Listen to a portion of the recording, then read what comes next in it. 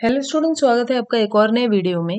आज हम एक बहुत ही इम्पोर्टेंट क्वेश्चन को डिस्कस कर रहे हैं कि इंग्लिश लिटरेचर में समरी और एनालिसिस को कैसे लिखा जाता है। How to write summary and analysis in English literature. तो बहुत से बच्चे कंफ्यूज हो जाते हैं कि समरी कैसे लिखी जाती है और एनालिसिस कैसे लिखी जाती है, और इन दोनों में फ़र्क क्या है, इसमें भी बच्चे कंफ्यूज होते हैं। तो इसी चीज़ को आज हम इस वीडियो में डिस्कस करने वाले हैं कि इन दोनों चीज़ों को कैसे लिखा जाता है और दोनों में क्या फ़र्क है। तो चलिए सबसे पहले हम लोग ये समझते हैं कि समरी को कैसे लिखा जाता है।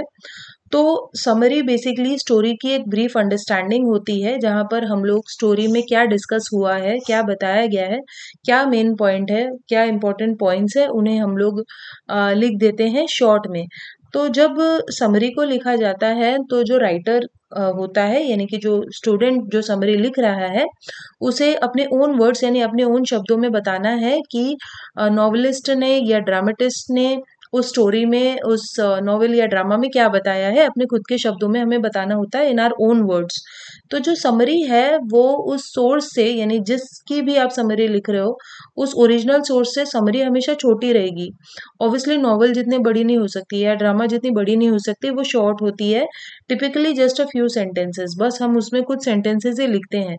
और समरीज ऑब्जेक्टिव होती हैं, यानी ऐसे नहीं कि भर भर के उसमें हम लोग पेजेस लिखते जा रहे हैं, थोड़ी सी वो शॉर्ट ही होती है।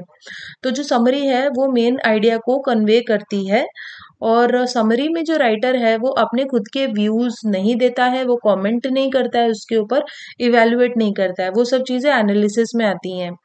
तो जो राइटर की टोन है, उसके जो शब्दों की चॉइस है, वो बहुत ऑब्जेक्टिव होना चाहिए। ऐसे नहीं कि वो अपने व्यूज, अपने ओपिनियंस उसमें देना शुरू कर दे समरी में। स्टोरी में क्या हुआ है उसे बस उतना ही बताना है। सो अब यहाँ पे बता रहे हैं कि समरी में हम क्या इंक्लूड कर सकते हैं। तो समरी में हम सोर्स के बारे में इंफॉर्मेशन इंक्लूड कर सकते हैं, यानी किस राइटर ने उसे लिखा था, कब लिखा था, तो टाइटल क्या है, ऑथर क्या है, पब्लिकेशन कब हुआ है, ये सब हम उसमें लिखते हैं। तो समरी जो है वो ये इन क्वेश्चंस का जवाब देती है हमें, व्हाट, हु और वेयर, इन क्वेश्चंस का, कि कहाँ पर स्टोरी हो रही है, उसका प्लॉट क्या है, व्हाट किसके बारे में, कौन कौन इन्वॉल्व है, हु यानी कि कैरेक्टर्स क्या हैं। तो समरी जो है वो हमेशा एनालिसिस के पहले आती है। अब चलिए हम लोग समझते हैं कि एनालिसिस को कैसे लिखा जाता है। तो unlike summary, analysis relies on the observation, ideas, evaluations and influences of the writer. तो समरी में हम ऑब्जेक्टिव रहते हैं, और जो कुछ भी हमने उस वर्क में पढ़ा उसे बस हम लोग ऑब्जेक्टिवली लिख देते हैं, जो जो बताया। जबकि एनालिसिस में हम अपना इंटरप्रिटेशन लिखते हैं कि हमें उस स्टोरी से क्या समझ में आया, हमारे ऊपर उसका क्या असर हो रहा है, हमने क्या ऑब्जर्व किया, हमारे क्या आइडियाज हैं, क्या इन्फ्लुएंसेस हैं। तो जब हम एनालिसिस को लिखते हैं तो ये राइटर का काम होता है, उसका जॉब होता है कि वो कमेंट करे सोर्स के बारे में और उसकी मीनिंग, पर्पस को एक्सप्लेन करे।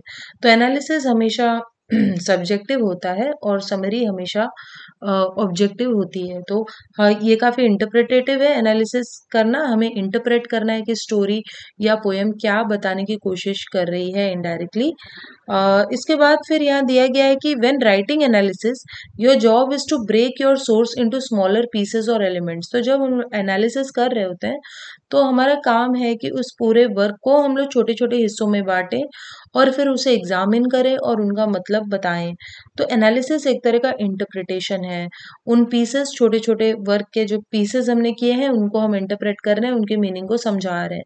तो समरी व्हाट, हु और वेयर के क्वेश्चंस को एक्सप्लेन करती है, जबकि एनालिसिस हाउ और व्हाई बताता है कि हाउ किस तरीके से पोएट ने या राइटर ने चीज को लिखा है, और व्हाई क्यों लिखा है, उसका क्या मकसद है।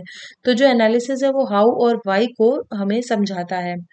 तो एनालिसिस में हमारे खुद के जजमेंट्स, इवैल्यूएशंस, क्लेम्स आते हैं, और हम अपना इंटरप्रिटेशन खुद से उसमें प्रोवाइड करते हैं। तो ये फ़र्क होता है समरी और एनालिसिस में। आई होप आपको समझ में आया होगा कि किस तरीके से हम लोग समरी लिखते हैं और फिर किस तरीके से हम लोग एनालिसिस लिखते हैं। सो चलिए हम मिलते हैं नेक्स्ट वीडियो में, तब तक के लिए बाय।